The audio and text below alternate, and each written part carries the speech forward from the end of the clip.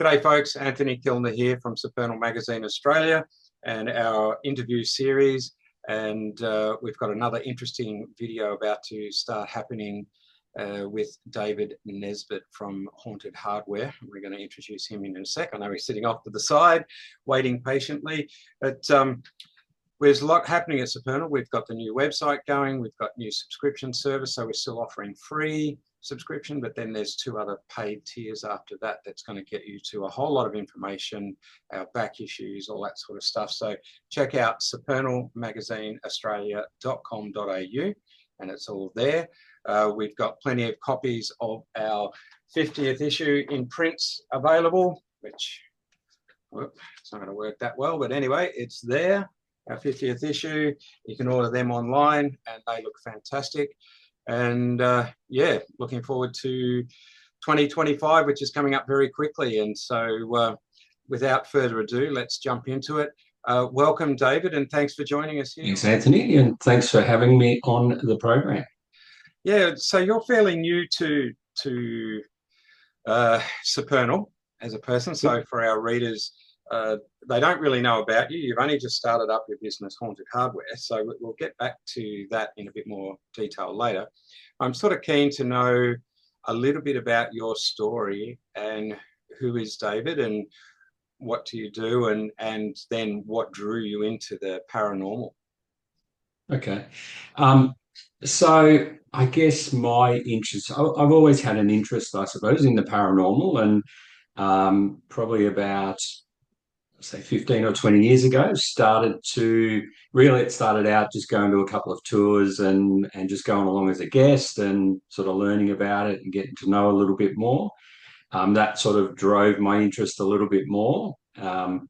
I don't feel like I possess any abilities as a medium or a psychic or anything like that. So, I tend to gravitate more towards the equipment and things like that.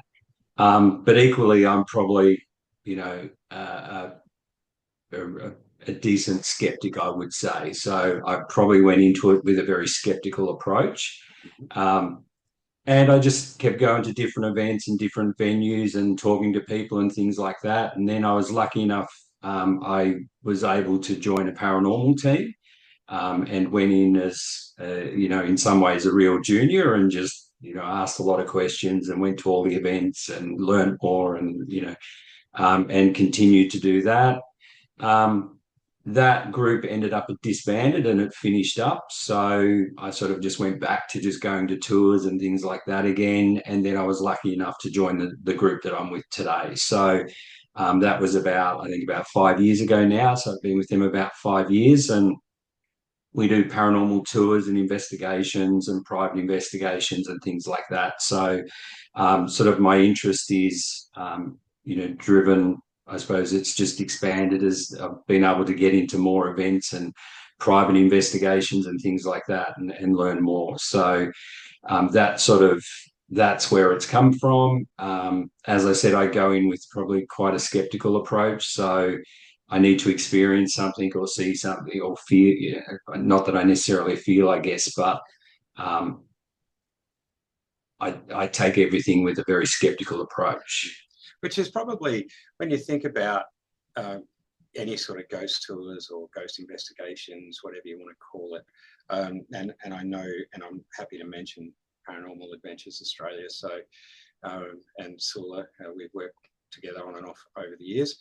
The being a bit skeptical, I think, is actually really a good thing, because if you just went in there and jumped at every bang, every breath of wind, you'd end up being a gibbering mess, and you'd be going, oh, and all it is Mother Nature at her best, I've always found with all the investigations that I've done over the years, which I work for a company that no longer exists, and still work with Forever Haunted.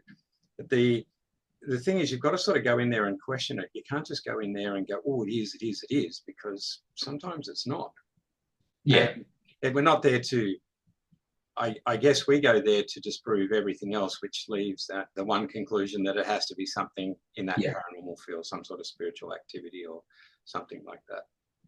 Yeah, I think it's I think it's really important as an industry that we do approach with a level of skepticism, and we debunk and we look for every possible scenario that it is, so that we get to the point that there is no explanation to what something is, or and while we would love every response to be something paranormal, the reality is it's not. So we have to be really careful that we do apply a level of investigation to it to make sure that we eliminate all of the obvious things from the start. Yeah. And I think that that's the best way, full stop. Yeah, definitely. When we're looking at then being skeptical and all the rest of it, how does that actually sit with you in regard to the equipment that you use? Because obviously you have a passion for that side of it. So how do you work the skepticism in with the equipment? Well, I think it's important. There'll be lots of, I guess, false positives that come through equipment for various reasons. So whether it's the environment, whether it's comes off you yourself, or someone's got a mobile phone in their pocket they forgot to turn off, or whatever it is. So one of the ways is, we can use multiple pieces of equipment at the same time. So rather than just stand there with one device, have multiple pieces. And it doesn't mean that you're going to get a response on every piece of equipment either. But what we're trying to do is validate the responses that we do get in different ways. Yeah, I think that, I mean, I've always said that as a medium, the biggest tool you have is yourself. Yeah. And really, you say you don't feel, and it's really funny because just about every person I've met in the paranormal field, there are the ones that, like yourself, that say, well, I don't really feel anything, or I'm not a medium, or I'm not this, or I'm not that. But your body tells you, when it's gotten warm, when it's gotten really cold. Yeah, fair point. Because we're energy, and I mean that's really what it boils down to. You're an energy source, the spirit's an energy source. We all really are, and then your equipment is picking up on that, I guess, for confirmation. Yeah. Yeah, it's the validation of, which is, when we use equipment, we try and use multiple pieces at the same time. So it just helps in the whole validation piece. Now, that, again, doesn't mean, we can debunk everything and not come up with any rational explanation, but there may still be something behind that is still causing it to be a false positive in something. So it's not, it's a balance between, I guess, is it really a paranormal response, or is it something else that we just haven't developed or investigated or found? So even, post the investigation, there should still be an element of investigation follow-up to try and find out. Don't just assume every response is automatically something paranormal.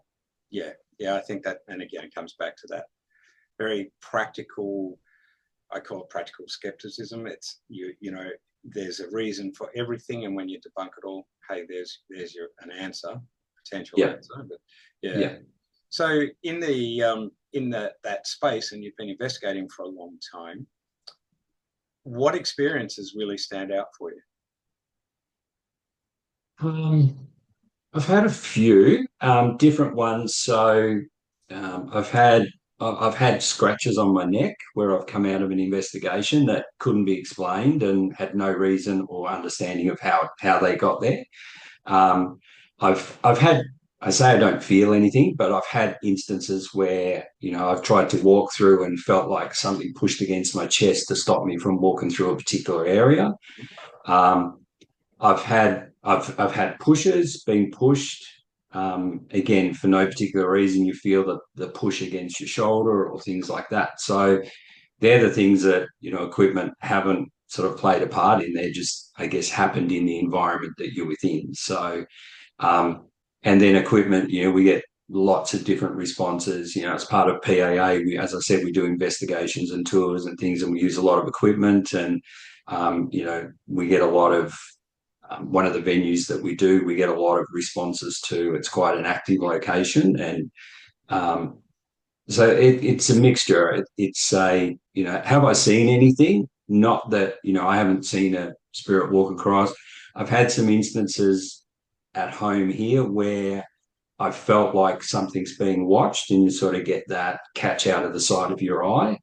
Um, that's happened a few times. But again, by the time you sort of turn your head to look, there's nothing there anyway. So they're sort of, it's, yeah. Yeah, they're the fun things, you know. Yeah. The corner of your eye is an interesting one from a point of view that when you actually start seeing things from the corner of their eye, they're still there. It's just that we turn really quickly to look at it and go, what was that?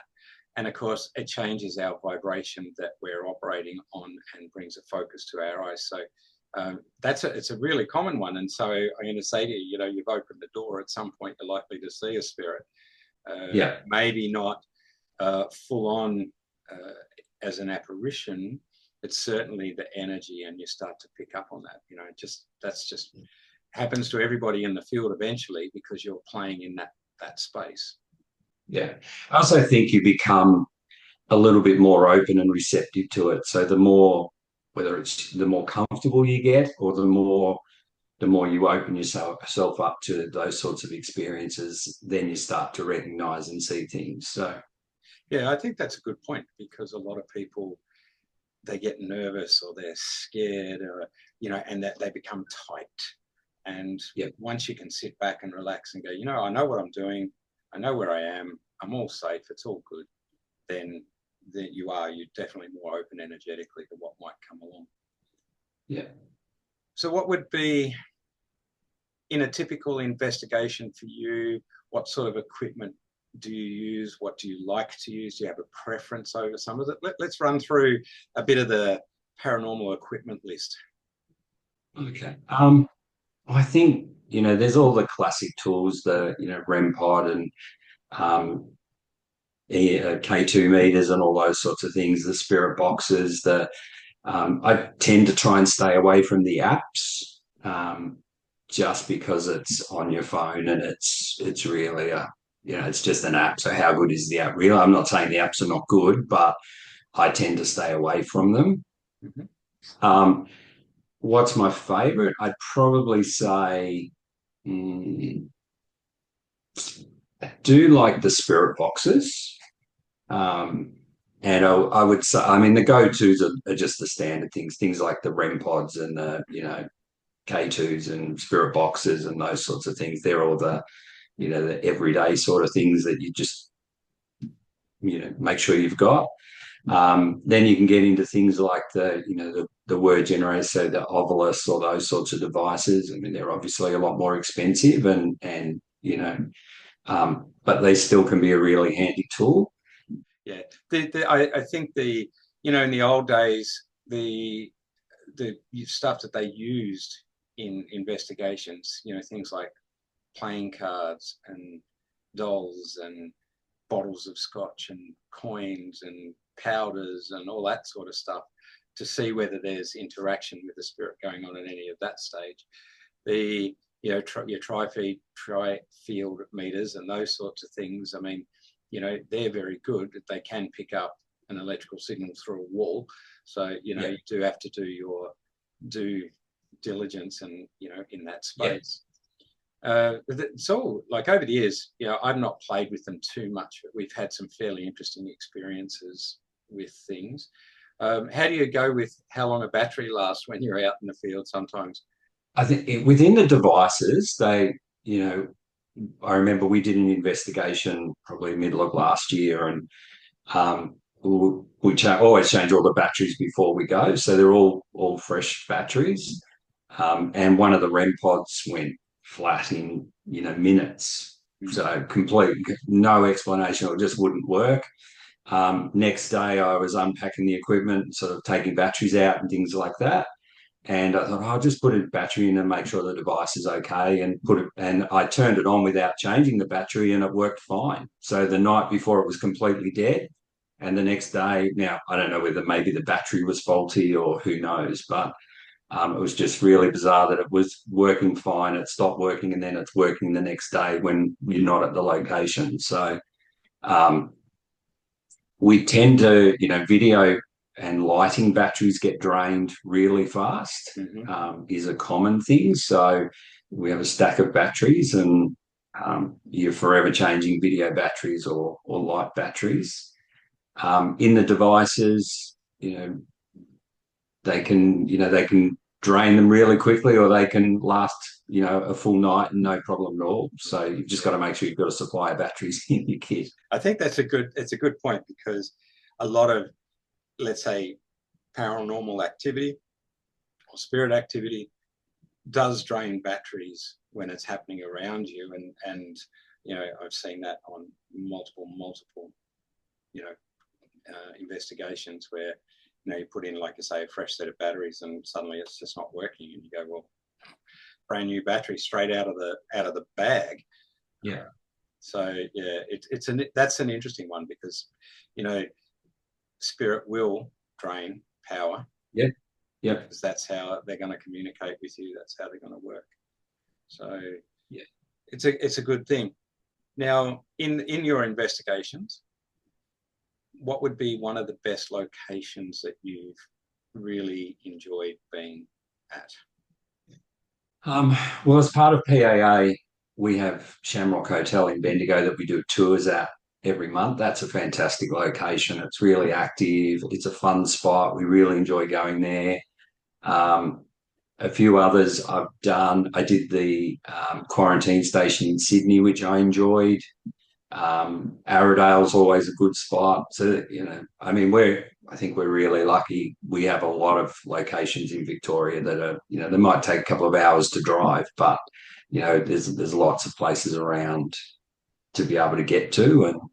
And, they're popping up all the time, all over the place. So there's also probably a lot that we can't get into that people would like to access. So, Yep. but it is what it is. So yeah.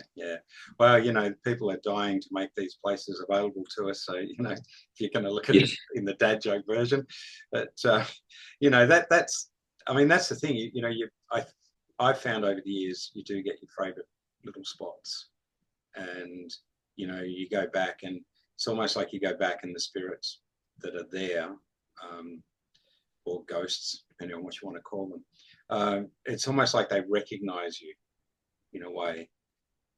Yeah, I think I absolutely agree. I think, for us, Shamrock, we've been going there for a number of years now, and we get we get new spirits every now and again, but we tend to get the same ones that will come through, and as part of the tours or investigations that we're doing there. So it's always good to reconnect, I guess, and make sure that we treat them, I guess, with respect, and make sure that they're happy to come through as well, because it just adds to the experience. Yeah, I've not ever been a big subscriber to go in there and swear and yell and carry on and try and get some sort of provocation to make a spirit come out. I've never really got into that side of things. No. Yeah. It's certainly not the way I would behave, and I know on our tours we wouldn't allow that either. So yeah, well, I think that's a good thing. I mean, over the years, the way I've always looked at it is, if they want to interact with you, you've got to make yourself be open and be ready and respectful. And respectful, I think, is, especially coming from the mediumistic point of view, being respectful is really important. So it certainly is to me anyway. So we are going to look at and talk about some specific equipment, because that's where your business Haunted Hardware comes in. And I also want to talk too, because you're going to be, like myself and Supernal, at the PAA Cryle Castle Expo. Conference and Expo. Conference and Expo, which is coming up in March next year. And for anyone watching this, we're going to be covering a little bit of that information in the January-February issue of Supernal, which comes out in the start of January. And we'll be putting links in there for people to buy tickets and go along. But yeah, the Paranormal Conference and Expo. So you'll be there? Yep. with your definitely. hardware? Yes. Dear. Well, probably dual hat. So part of PAA, who are the hosts of the event, who are running the event, and also as Haunted Hardware with my site. So Yeah. So it's going to be good because I think that's when we'll probably get together and meet in person for the first time. yep. I know we have met. We both talked about this the other week when we were having a long chat. But you're sort of half the person you are now because you've been on an amazing journey looking after yourself and getting rid of some weight. And I think just that alone is worthy of even, a bit of a chat, because when we talked, it was so important to you to make sure you were looking after yourself and doing all the right things. So, we can probably come back to that, or we can talk to that if you like, because I have nothing but praise for what you said to me the other week on the phone about what your journey's been like there. I think that's amazing. So did you want to talk about that now, or push that off to later?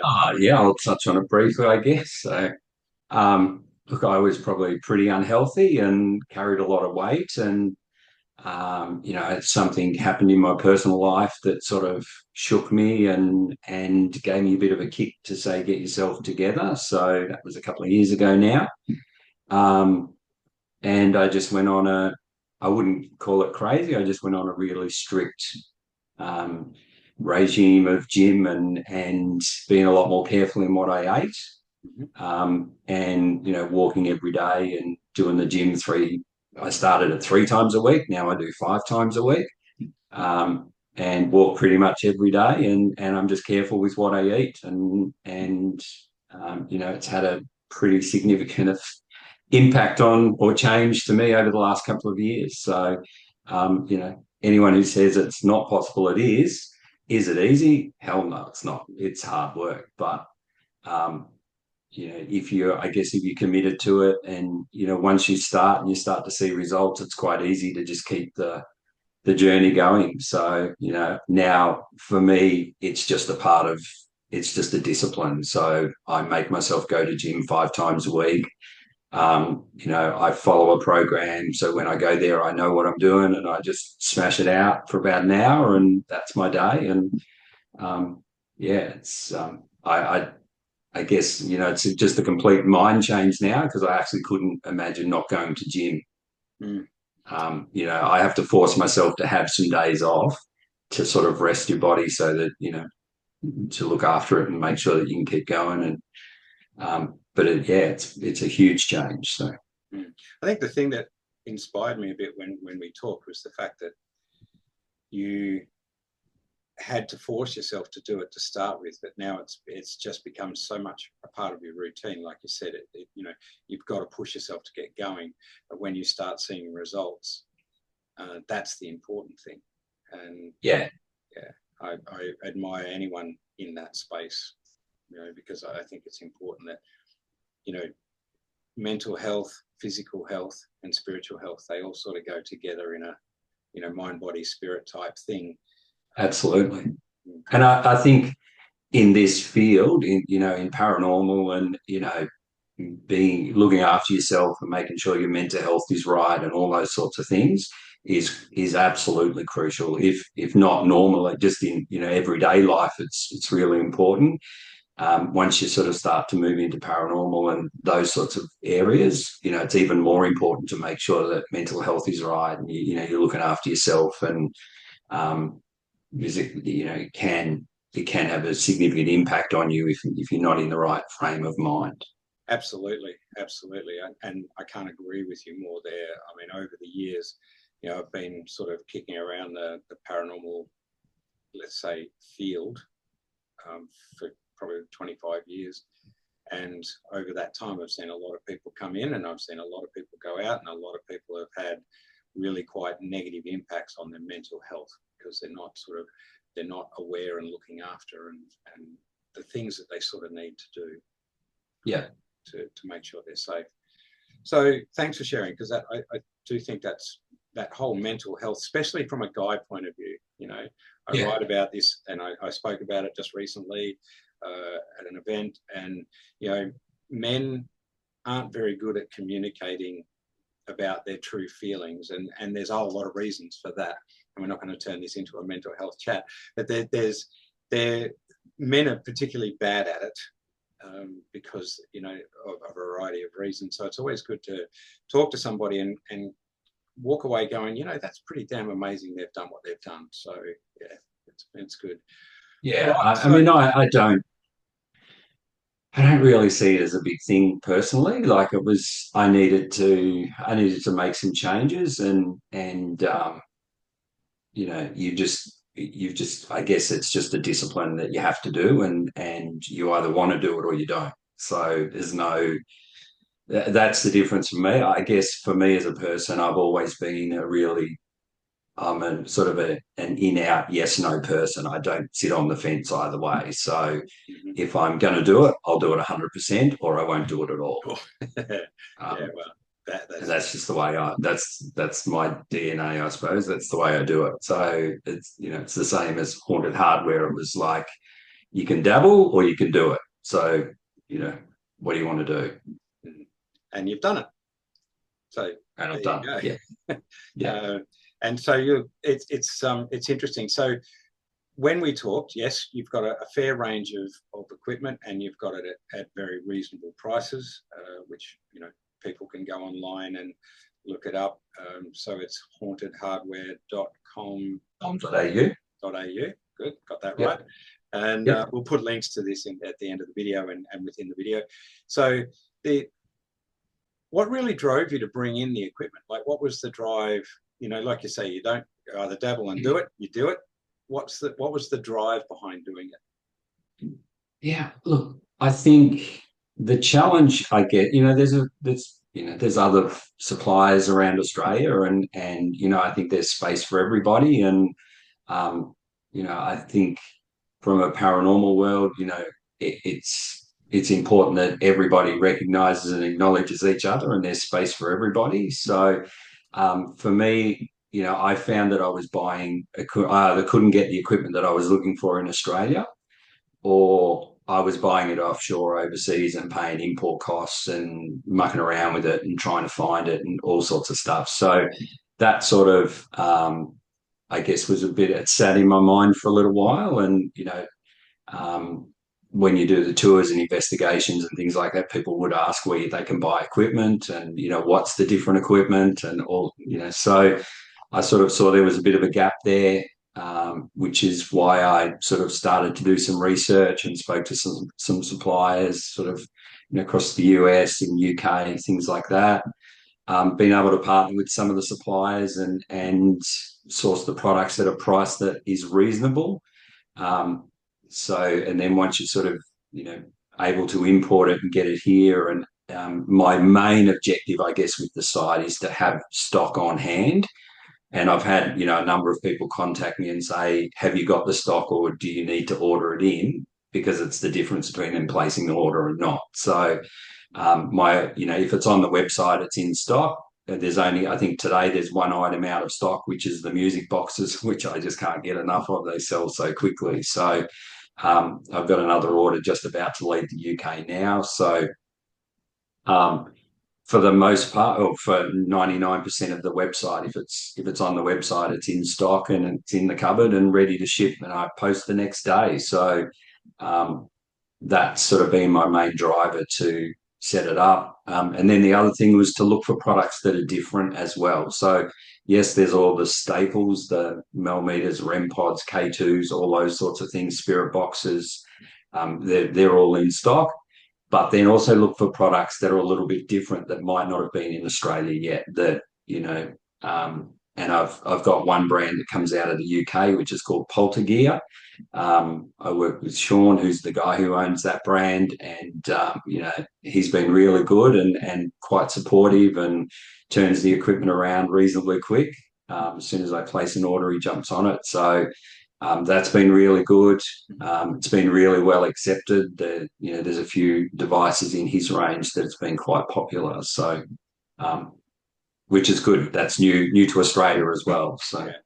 Yeah. So there, you know, you do have a difference in 2 points. Then it's the range of gear, and it's new gear that we haven't seen, but also that you actually carry that stock, because that's really important. I've heard a lot of people over the years say, "Oh yeah, I ordered it, but it's 6 weeks or something because it's got to come from Yeah. somewhere else." And Yeah. No, if you can order it, it's in stock and it's shipped next day. So, and that's something that I want to really, I guess, pride myself on, is being able to ship it out really quickly. So, um, obviously that, comes down to stock on hand and what you've got, but I'm trying to hold a bit of a stock of each item. So, um, which is I've been able to build up so far. So it's tracking along nicely. And mm.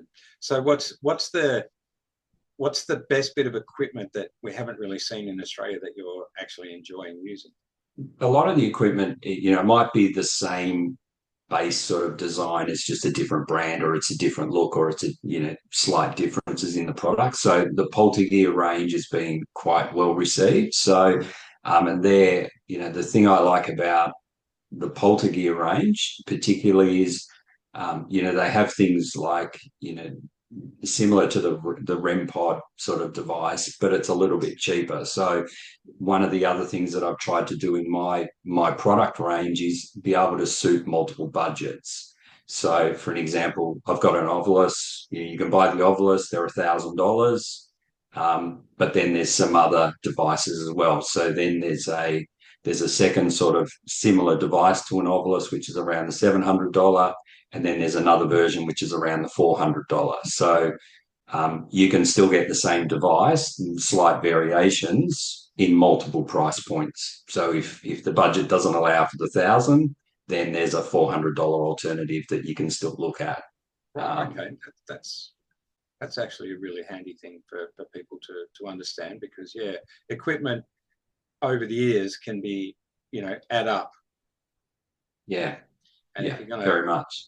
by the time if you think about it, you can have infrared cameras, you can have heat guns, you can have video cameras, you can have sound recording gear, you can have your meters and your different bits and pieces. And I mean, and then you've got all your trigger stuff that you can set up that, set beams off and do that and do this. Yep. Yeah. Your toolbox could be the whole back A of the truck. car. Yeah, exactly. Yeah.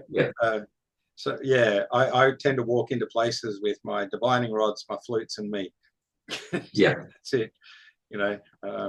And so my toolbox is actually, for equipment, is very minimal. But Yeah. like I said, I've worked with a lot of people and over the years, and the gear that you can carry is phenomenal. Yeah. And it's actually, I find it's actually a bit of fun. Like, we were playing around with a meter once with Gary, a friend of mine, and in Forever Haunted, and we were sitting at Barwon Park Mansion, and we're sitting in the front room, and he's got the meter sitting on the couch next to him, and every question he asked, there was silence from the meter, no flashing lights, no beeping, no anything. And he was getting really frustrated, and I'd sit there and ask a question, and the whole thing would just light up and then drop off. Yeah. And that went on for the whole evening, and it was just hysterical because someone else would from the team asked a question and it went off, and then Gary'd ask a question and be dead silent again. So I sort of love, I guess, having a bit of equipment around that you can play with on top of everything else. So yeah, and I think it's also, it's important that for those that are, I guess, looking or starting out or don't have a lot of equipment, you don't need to go and buy the full suite of everything either. So you can get by with a minimal range. I have a starter kit which sells for just under $300, and it's got everything you need. So it's got a K2 and a spirit box and a speaker and a torch and a cat ball and trigger item and things like that. And it's just a real baseline. Here's a good start. I put it into a kit to make it, as a starter. If someone says, what do I buy? How do I get started? Here's the perfect little, starting kit to get you going. I didn't see that when I was playing around with the website the other week. So I'll check if it's still on. I did it as a promotion when I launched, so let me check if it might have come off because the date expired, but I'll check it because it'll be at the expo as well. So we did a conference in Bendigo recently, and I had them there and sold them on the day. So okay, oh well, that's good. So again, people wanting to go to Crowell Castle up in it's Ballarat, I think. These Ballarat, yeah, Ballarat, yeah. yeah, Uh, it'll be a pretty interesting couple of days. I'll say that much. yeah. So it's the Saturday night.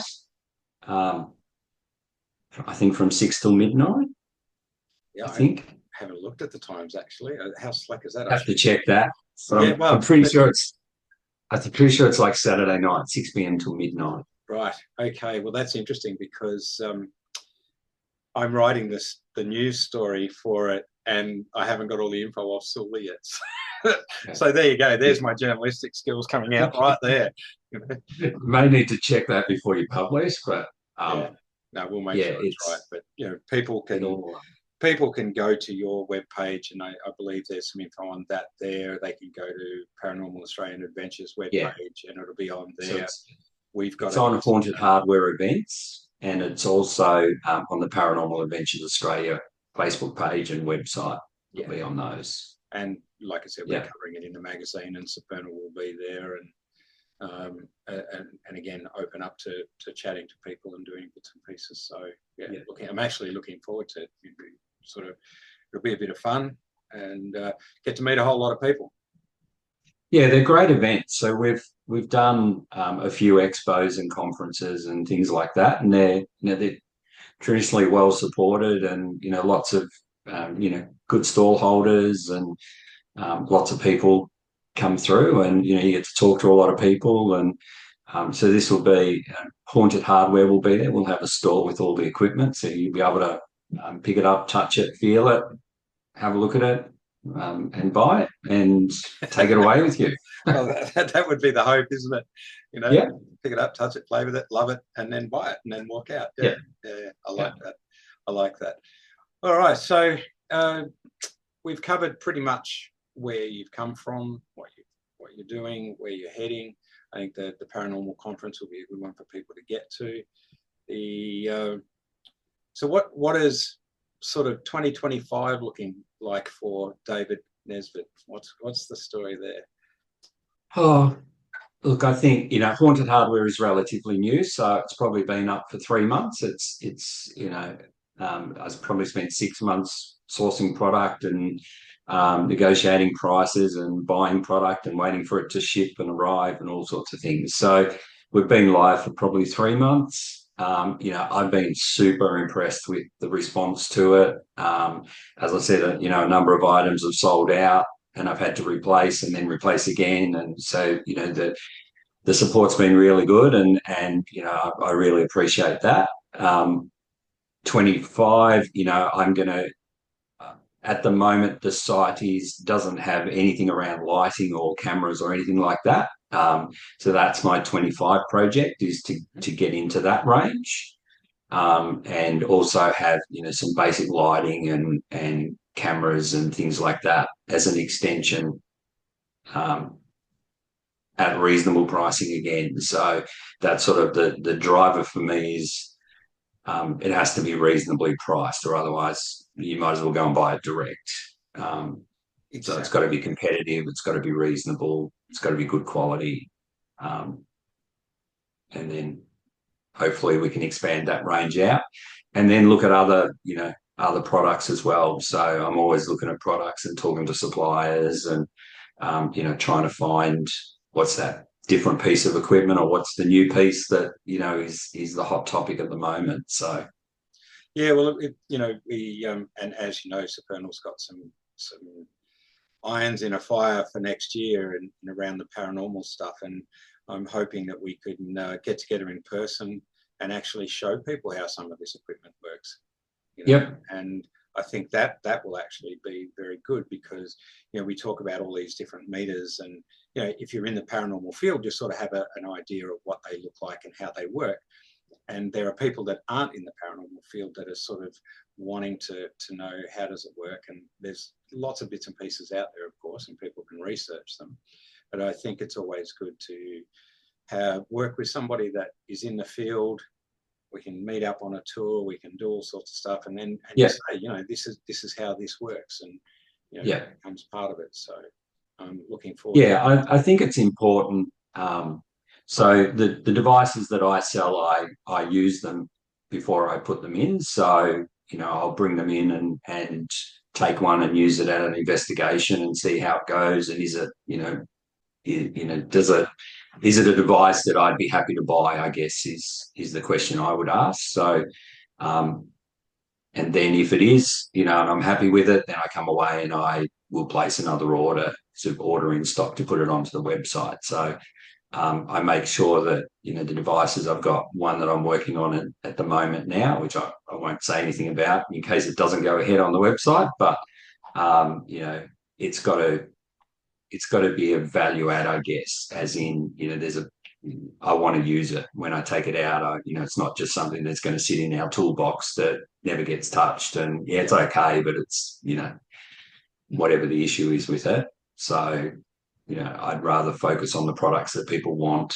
And as I said, the Poltergear, the music boxes have just gone crazy for whatever reason. Maybe it's price point, maybe it's the design. They're a smaller box there, but they're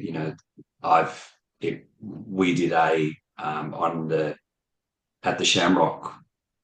I used it there for the first time, and we put it in one of the rooms where some little girls, we believe, are, and they were setting it off, and we weren't even in the room. It was crazy, and that clips on the YouTube channel, and I think it's had something like 75,000 views or something. It's crazy. Yeah, it's brilliant. It's brilliant. So, excellent. All right then, David. Well, look, thank you for your time. It's Pleasure. Been a great little chat, and I look forward to catching up in person, probably around the Paranormal Conference and Expo, the way things are panning out. And there is a whole lot of stuff, like I said, for our readers coming up into 2025 that we're looking at with our paranormal pages section that we're looking at putting together, and a whole lot of other things. So thank you, and just repeat the website for us once more. Yep, Haunted Hardware, all one word, .com.au. Perfect. And for our watchers here, and when we get back into Supernal Radio in 2025, and this will appear as a podcast at that point, supernalmagazineaustralia.com.au, and you can see the current issue every month free.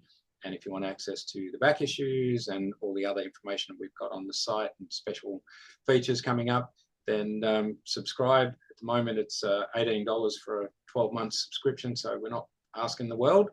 But there is another version that we're offering as well, which is a special up till the end of December, and that's where people can join, and then within that 12-month period they'll get a special magazine just for our subscribers. So that's what we're offering at the moment, and that's about $50-something at the moment. So it's pretty good value for what you get. So thank you very much for listening. Thank you very much again, David. Appreciate it. Pleasure. And we'll catch up soon. Thank you. Have a good day. You too. Cheers. Bye.